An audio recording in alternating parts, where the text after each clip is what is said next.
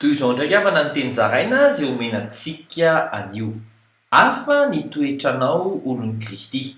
Misy ireo toetra tokony hananan'olon'i Kristy tia manampy ny hafa, araka ny voasoratra ao amin'ny filazantsara ny Lioka 3:1-12. Amin'ny anaran'i Jesosy hoe, ary namaly izy ka nanao taminy hoe, izay manana akanjo roa dia aoka hanome ho an'ny tsy manana, ary izay manan-kanina dia aoka hanao toy izany koa izy. Mampandoa hetra-radrariny araka ny voasoratra ao amin'ny filazantsara ny Lioka 3:1-12. Amin'ny anaran'i Jesosy hoe, ary hoy izy taminy, aza mampandoa mihoatra noho izay notendrena alainareo. Tsy mandainga araka ny ao amin'ny Levitikosy 9:1-11.